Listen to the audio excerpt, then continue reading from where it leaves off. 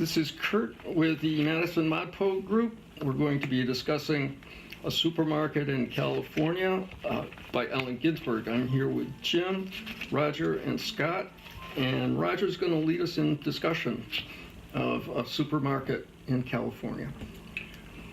Okay, before I read the poem and we start to discuss it line by line, I'd like to mention a little bit about my background with Allen Ginsberg because I think it's sort of relevant, and I'd like to hear from my fellows here about how they might have had some encounters with Allen Ginsberg.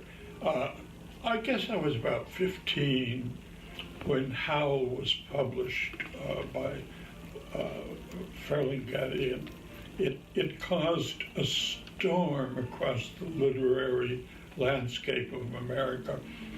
I first read about it in a magazine that I subscribed to that was edited by Norman Cousins.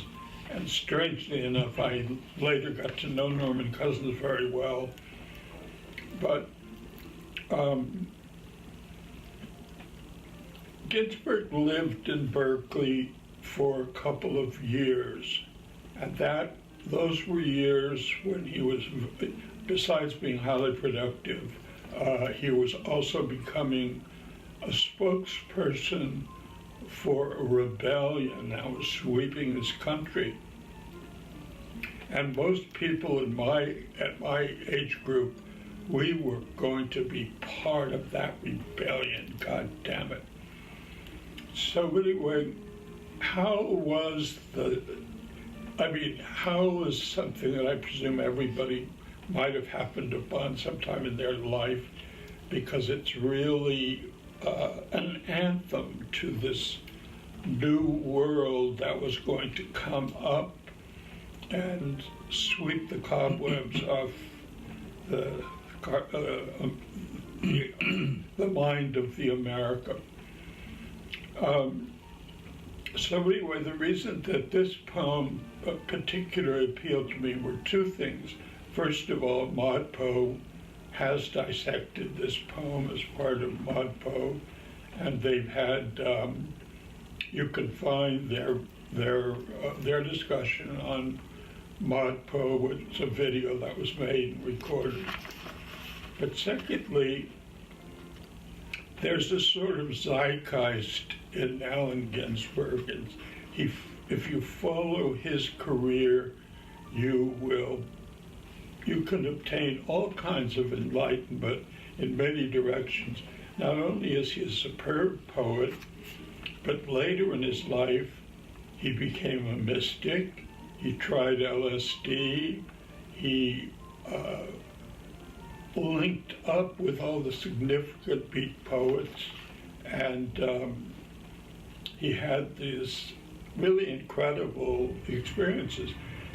The thing that I remember being told about him was he was at Columbia University, and he wrote in the dust below a certain window, "Fuck you." And somebody reported this, and anyway, he was expelled from Columbia. And it ends up he's probably, Columbia University should be so glad that he was ever there. I mean, he did them a great favor. I can't remember, there was a literary critic, anyway, she was the one that many people attacked him for the very beginning because of his somewhat crude way of speaking, and I would even say there's a little bit of anti-Semitism in the way he was treated. My favorite poems by him are not The Supermarket in Berkeley, but I will talk about it. But there's a poem called America, which I heard him read in Cody's bookstore in Berkeley. Telegraph Avenue, and sadly, Cody's is no longer in operation. It's one of the saddest things to go to a great university community and find so much of it has unraveled, and it's for no good reason except that I guess the world of commerce outranks the world of intellectuality and thought. The other one is Kaddish, which is very moving because at some time in our life we will lose someone that's very close to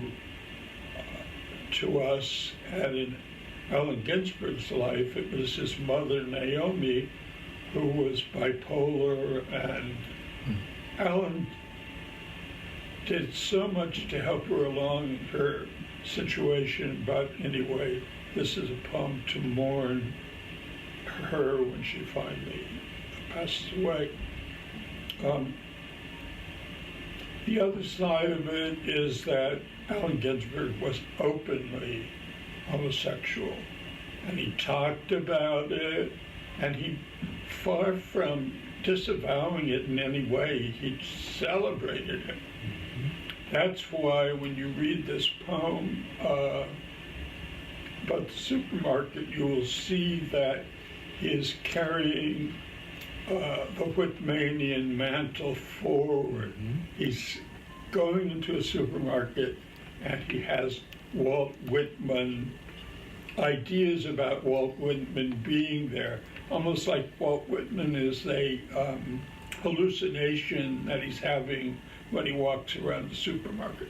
So anyway, that's enough about the background. I could tell you a lot of sort of personal things that we know about him because he was living in New York City on the Lower East Side, and you had plenty of opportunity to run into him. And there was always something special about seeing him.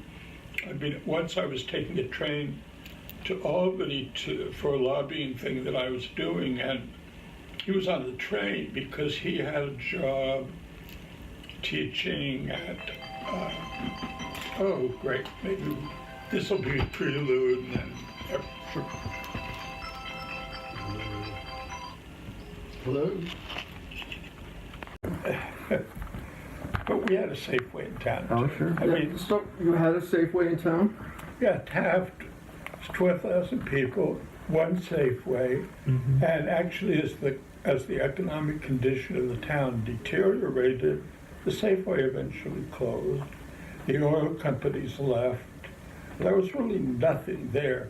And strangely enough, what happened to Taft was that very poor people from Bakersfield would come over and take up residence in Taft because it was I don't even know that anybody could charge for those houses. They were so ramshackle. So tell us more about, so it's just, like I came from the angle of a very rebellious person, and then I found in Allen Ginsberg somebody that could go, I didn't aspire to be anything like an Allen Ginsberg, but I could claim a great fellowship with him in a way, in terms of what all the different things that he believed in, and the quality of his poetry, and the stupendous aspect of his persona, which was really, I mean, he was sort of the George Washington of my generation in a way.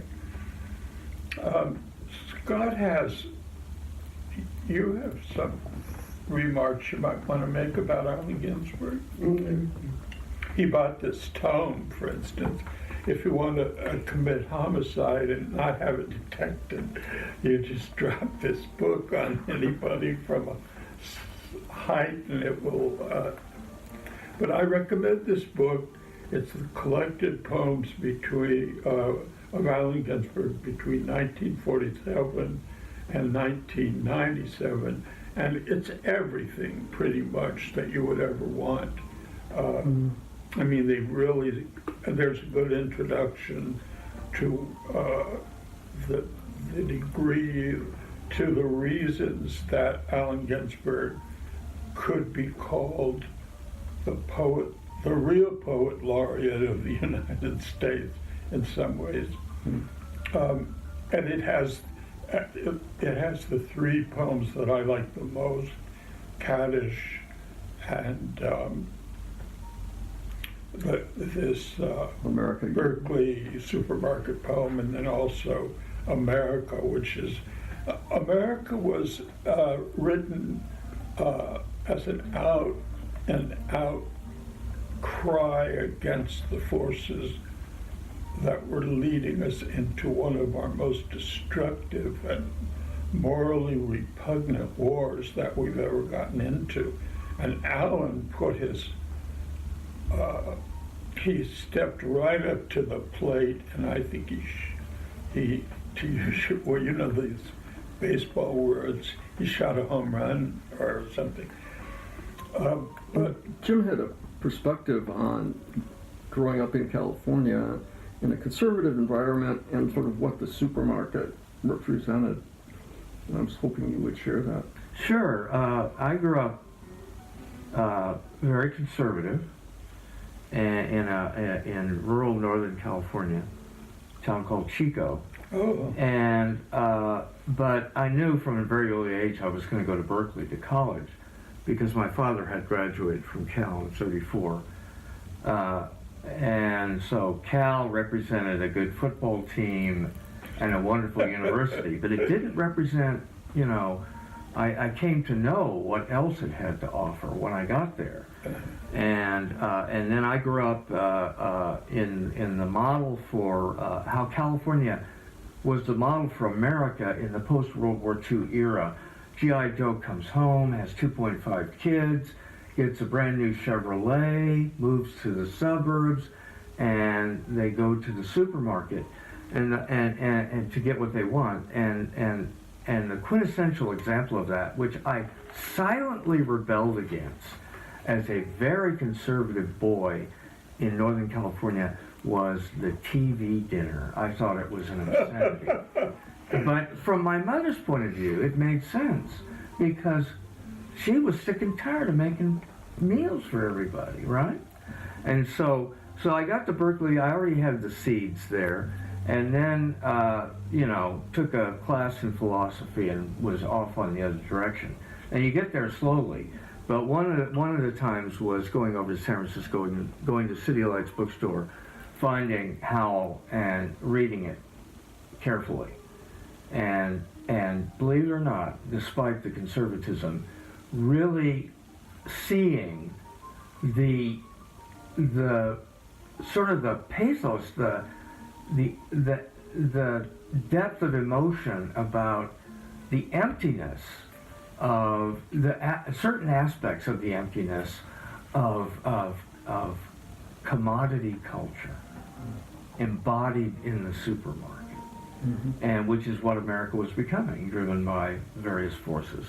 And so that had a profound effect on me. Scott, did you have any other piece to say or to share about background? No, just this so very curious nexus that I didn't remotely think of. The Safeway.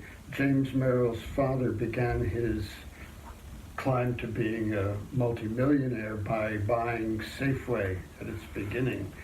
And there it goes. There it goes. Well, should we begin? yeah, why don't we go, through? I'll read it through, and then we can get going on it. A Supermarket in California by Allen Ginsberg.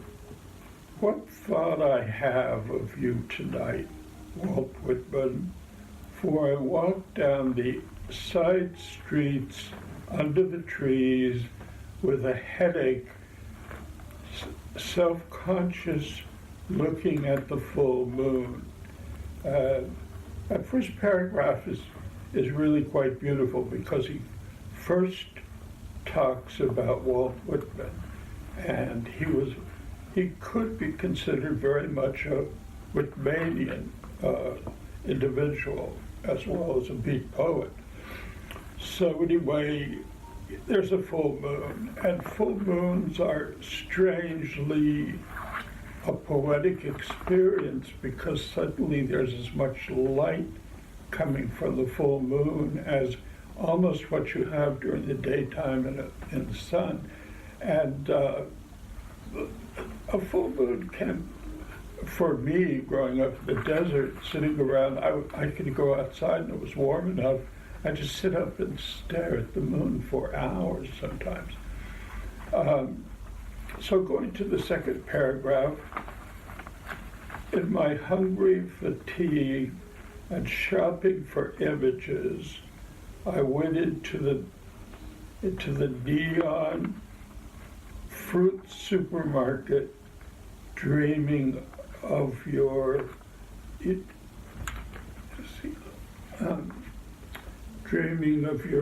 enumerations. What peaches and what penumbras. Now that line alone is just perfect. What peaches. He's in the supermarket, he sees the peaches. And what penumbras. I presume here it just means what shadows are around. Yeah. And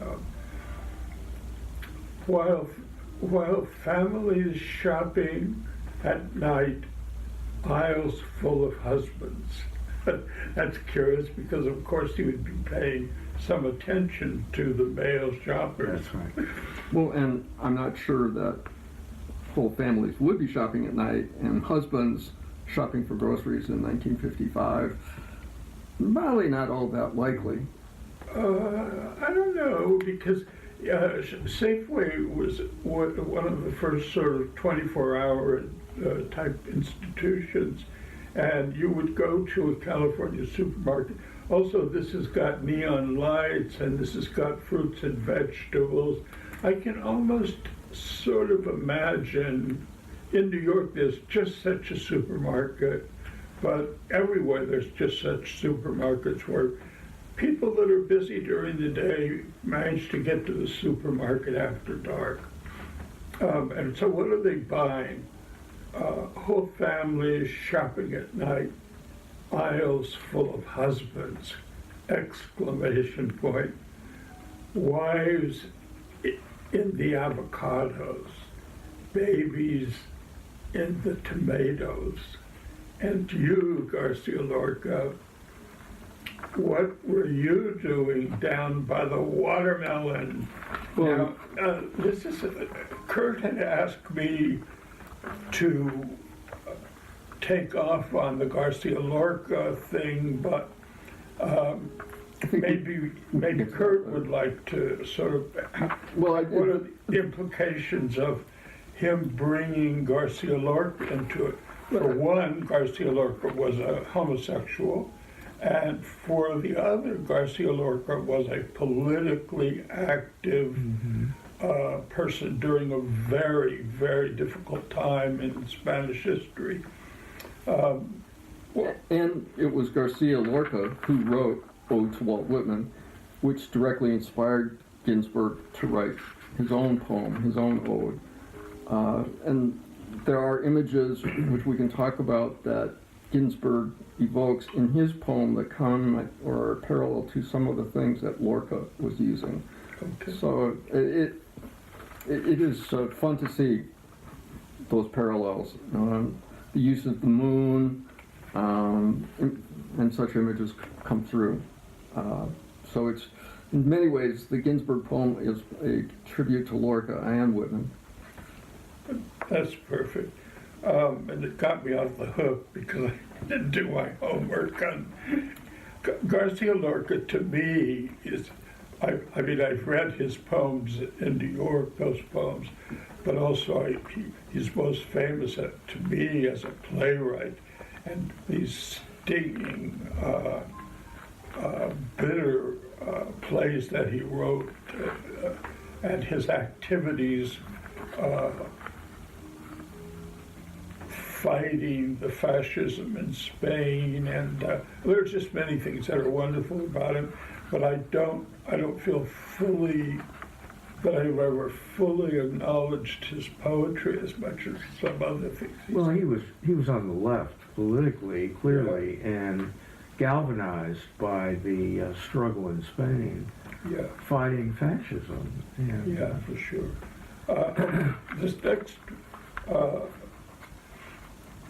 This next paragraph takes us right into Walt Whitman as viewed by Allen Ginsberg. I saw you, Walt Whitman, childless, lonely, old, grubber, poking among the meats in the refrigerator and eyeing the grocery boys. Well, he sees Walt Whitman, but what is he? Isn't this also Allen Ginsberg, childless, lonely, old grubber, and checking out the grocery boys too? I heard you asking questions of each. Who killed the pork chop? Who killed the pork chop? What price bananas? Are you my angel? It just sets a mood. It's the mood that Allen Ginsberg feels about his contemplations of Walt Whitman. And besides liking the way both of them wrote in the Whitmanian mode of just, I think almost sort of a stream of consciousness. So I think they've got that in common. I heard you asking questions. Are you my angel? What price bananas? It's this really at the very heart of things. I mean, this is a contemplative poet wandering in a neon supermarket at night, and if you know, I think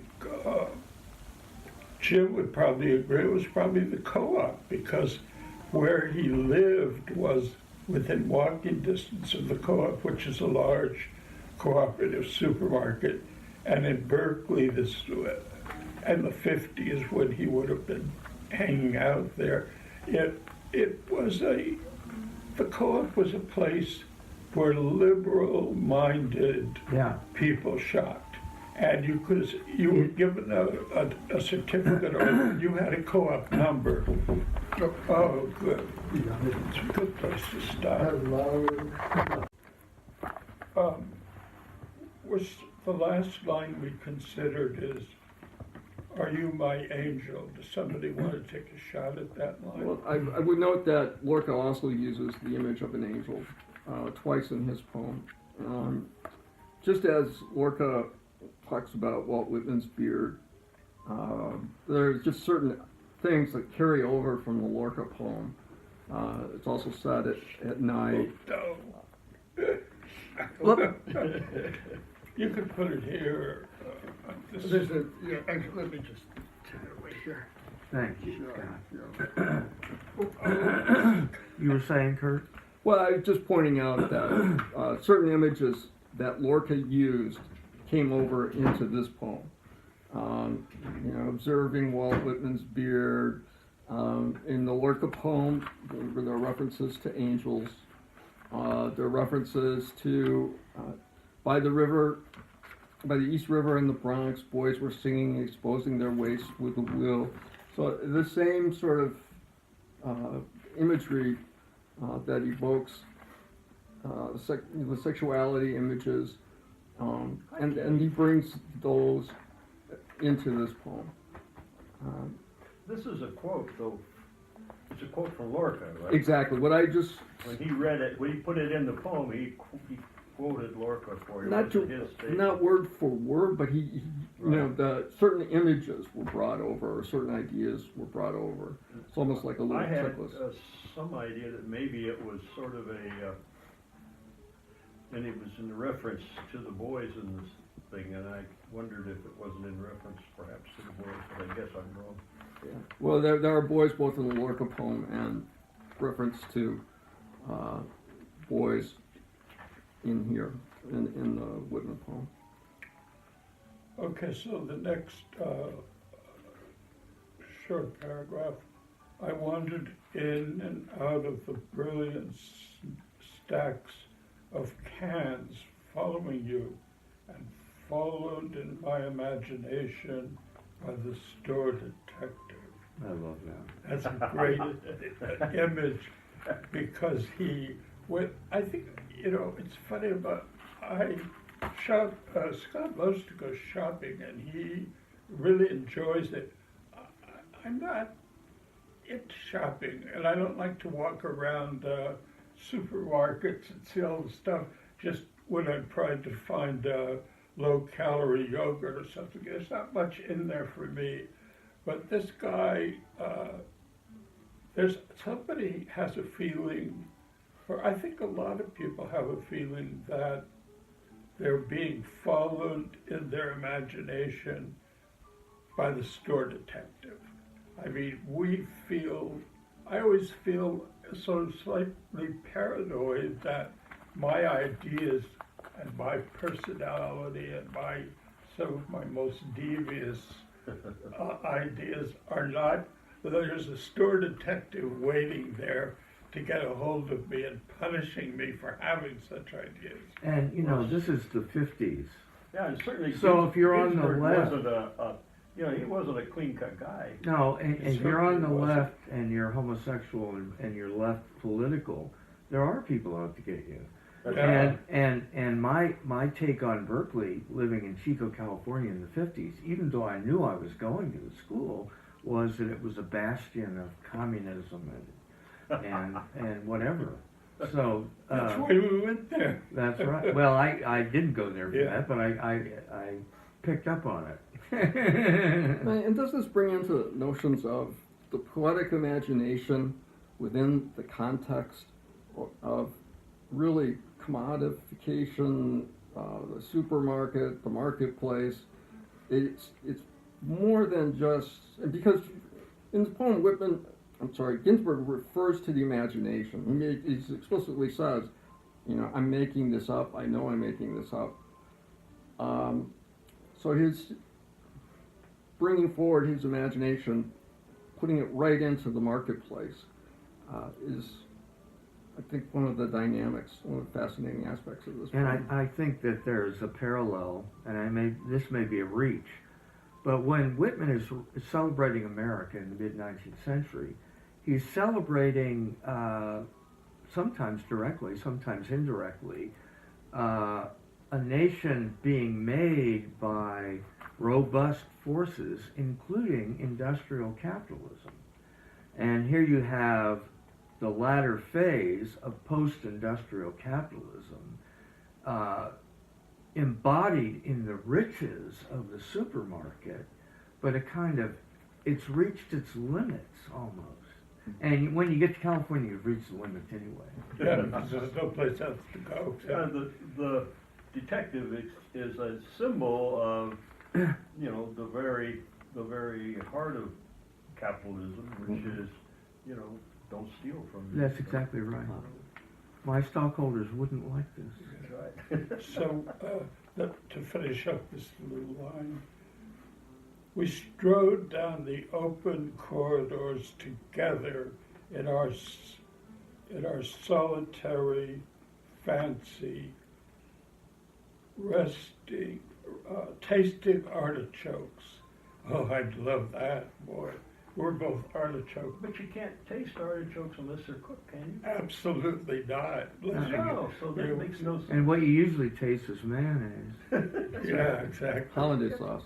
So that was strange to me. How can you taste an artichoke? Well, he's probably just imagining if he looks at a bin of artichokes. For one thing, artichokes are really big in California. That's right. Because that's where they are produced and harvested and sent around to the rest of the country.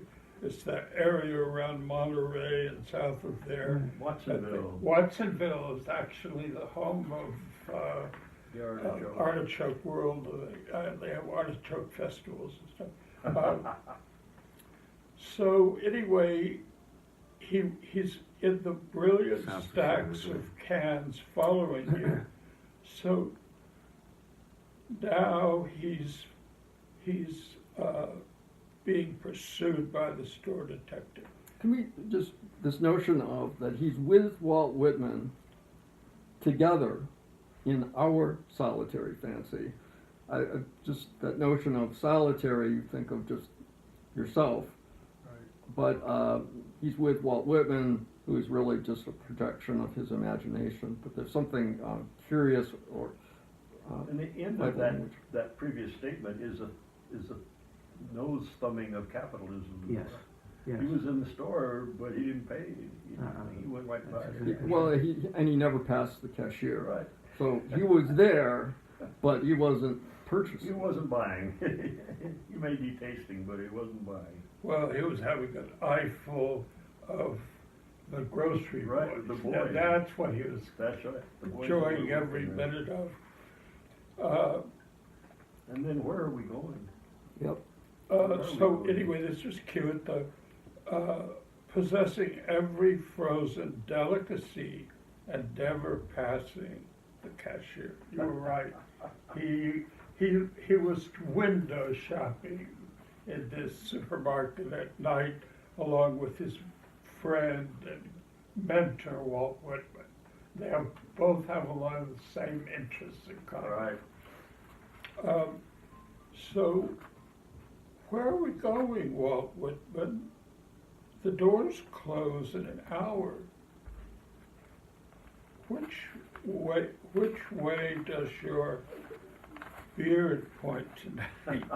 Well, and in the Lorca poem, the second to last stanza is, "And you, lovely Walt Whitman, stay asleep on the Hudson's banks, with your beard toward the pole, open-handed, soft clay or snow, your tongue calls for comrades to keep watch over your unbodied gazelle."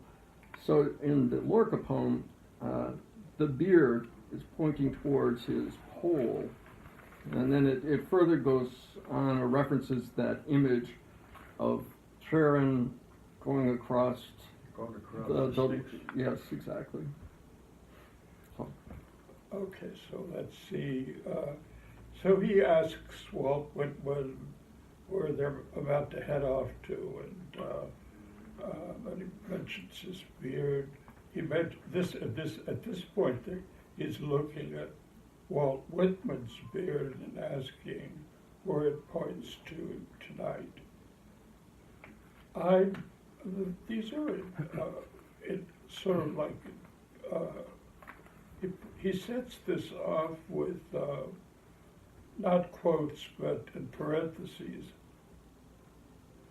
I touch your book and dream of our honesty at the supermarket and feel absurd. Have any of I mean, sometimes you have a book with you and well, the absurdity of life, of course, is coming very close to what the whole beat momentum is politically.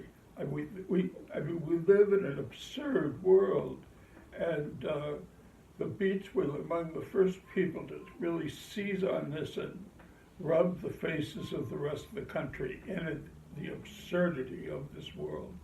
And I was very taken by that. The connection between the absurd and the beat. These are concepts that, well, they're very closely linked. So we have that. You think of people like Camus and Orwell and so forth. Yeah. And then this also links up to the first stanza in which he's stating that he feels self-conscious. So in one, he feels absurd. Before, he's feeling self-conscious in his shopping for images. Shopping for images is what all poets do, isn't it? That's In a sense, but it's such a clash of such a great that commodity notion versus the freedom of poetic imagination. I'm wondering to what extent these people ever read Marx, because it reminds me of Marx's notion of commodity fetishism. Yeah, that's a very good point. Where are we going? Well, oh yeah, the beard and stuff. Then he says, will we walk all night through the solitary streets? The trees add shade to shade, lights out in the houses. We'll both be lonely. I think this really sums up these are both pretty sad characters.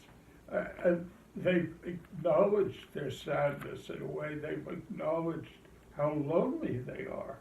And a poet would always be probably a little bit lonely in a world where most people are, just turn on the TV and listen to those car ads constantly. Mm-hmm. I mean, this is what a lot of people are going to be interested in, are their cars, how fast they can go, and what the gas mileage is. And a poet isn't going to be interested in any of this. And he's going to feel lonely because he's separated from the average run-of-the-mill person whose concerns are. There's a book of essays by Camus, and I was reading one the other day, and he describes going to some city in Europe on the train and getting there and feeling out of it. And really, by looking at what the images that were presented to him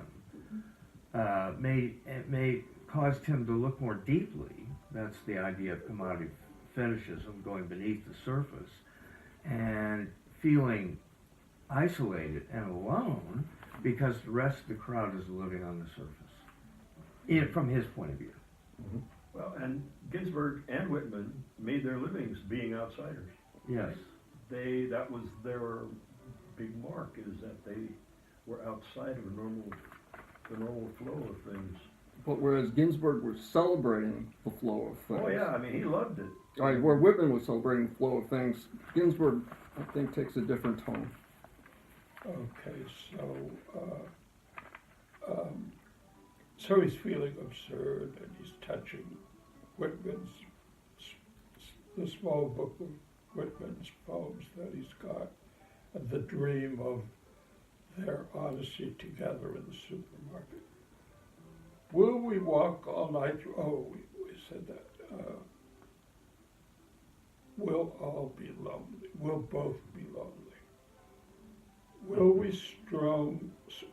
stroll dreaming of the lost America, of love past, blue automobiles in driveways, home to our silent cottage. I think that's pretty self-explanatory. I mean, the light, the shade, the darkness, walking through the solitary streets, and then. And at the time, Ginsberg was personally living in the cottage. He was living in the cottage when he wrote this.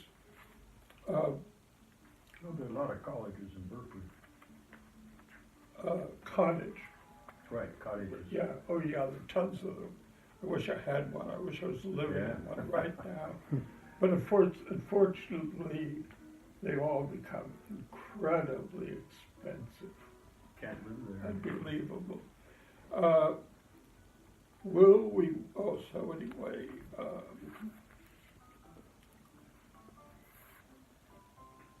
Your father, Graybeard? yeah, absolute father, graybeard, lonely old cottage teacher. What America did you have when Sure.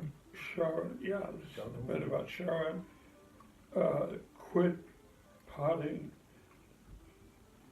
pulling his ferry, and you got out on a smoking bank and stood watching the boat disappear in the black waters of Lefty. Lefty means forgottenness, doesn't it? Lefty is it's death, really. I think it's one of the rivers of the underworld in Greek Yeah, mythology. right.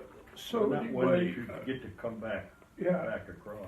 So let's go around the room and make a quick assessment about what this short poem tells us about. What do we feel when we read this poem? Do we identify with the feelings of Allen Ginsberg? Can we feel how closely he relates to a poetic tradition that springs from, basically from Whitman, the so-called Whitmanian school? Kurt, do you have any? Absolutely.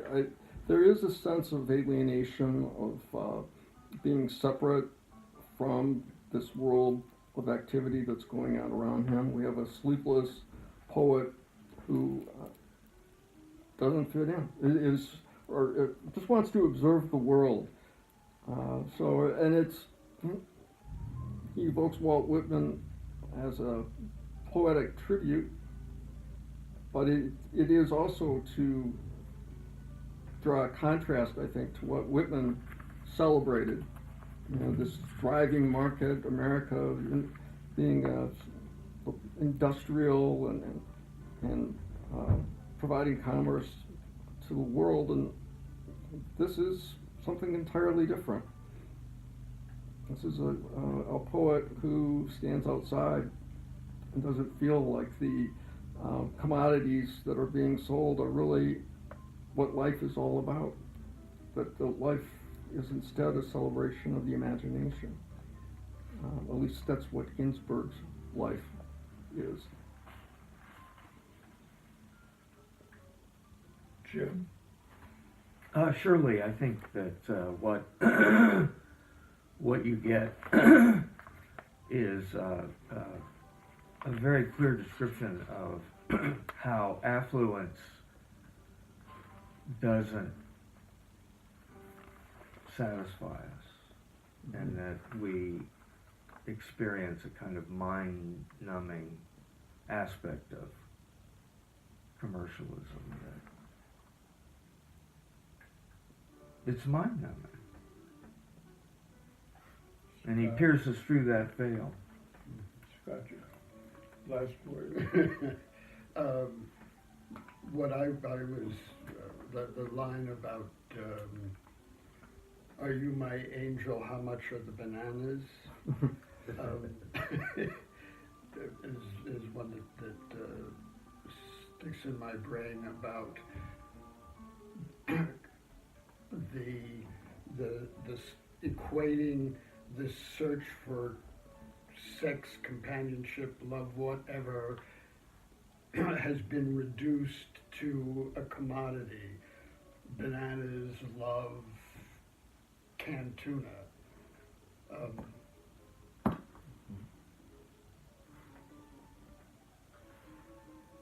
Do you guys ever, when you're reading poetry, come across something that rings a personal bell in you? Mm-hmm. I look for that sometimes in poetry, and sometimes it's nice when you find it. This poem is, to me, very personal because I lived there. Mm. I lived in Berkeley. I lived at the time that Ginsberg was there, and I shopped in this market, I'm sure. Mm-hmm. This market was a co-op market. It was off of Telegraph. Mm-hmm. A small market. It wasn't a supermarket. It was rather small. And how he describes it as things on tables and things. You don't see things on tables anymore, very rarely in a market. So it was an early kind of general market. And I shot there, I'm sure. I used to walk by there late at night when it was dark and when it was shady, because I had a friend who lived not too far from there, and we studied till, God knows. And then I would walk home through that way. So anyway, it's personal to me. Were you pre-med? I was not pre-med. I was psychology. Oh. I got a degree in psychology, and I applied to medical school. I actually had a graduate position at the University of Michigan, and then I got into the medical school. I had applied.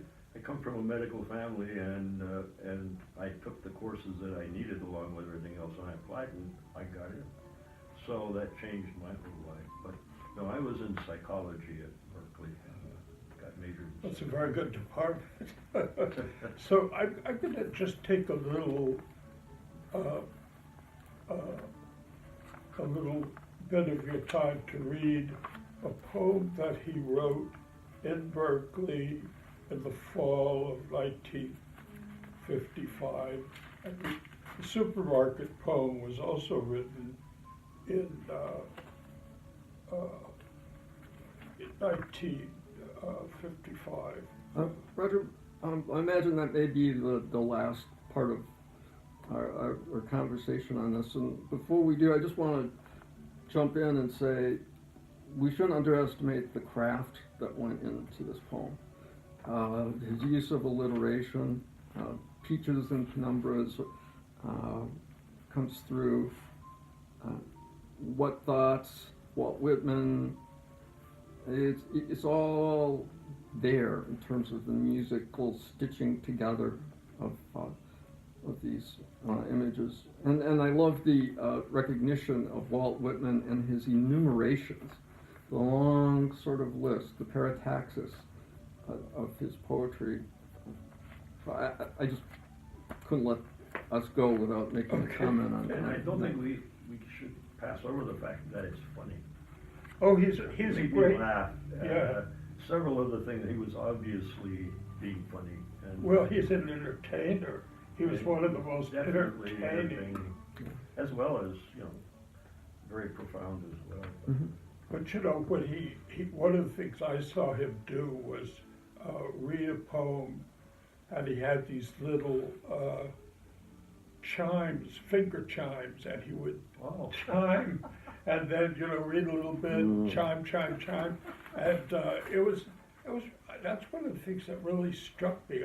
I mean, how entertaining this guy was, and then later when he gave all of his heart and soul to the anti-war movement, how he was, he was somebody that was really had played a leading role in the counterculture movement of his time, and it went on when he developed this affiliation with Europa, and I guess it's outside of Denver, and he hooked up with Ann Waldman, who had actually had this Europa, and he was sort of the poet in residence at Europa. A fascinating life, and a really stunning and entertaining person. The cover of this book just shows you, I just think it's great. It has, his back is to us, and I can't quite tell where he is. He looks like he's headed for a luncheonette. So I was just going to very quickly read this other poem, because it's a haiku poem, and it was written in the fall of this year in Berkeley, and the supermarket poem was written about a little bit before this. Anyway, this is called four haiku, and this is also something to reflect that the Japanese poetic instinct was really getting a lot of attention in Berkeley at the time, and there was a whole lot of poets that went back and forth to Japan, and this idea that they took over the haiku way of presenting very short poems and very potent. So this is very quick. Looking over my shoulder, my behind was covered with cherry blossoms. Lying on my side in the void, with breath in my nose. I didn't know the names of the flowers. Now my garden is gone. On the porch, in my shorts, auto lights in the rain. I don't know, that's, I think that one of the things that brought Kurt and Scott and I together, and there was a very first discussion, that the two aspects of ModPo that were really turned us on were the beat poets, and then also the New York poetry situation, the New York school. So anyway, that's kind of the very origin of art. That's what took us on this strange road. So I turned the microphone over to whoever wants to do the next. All right.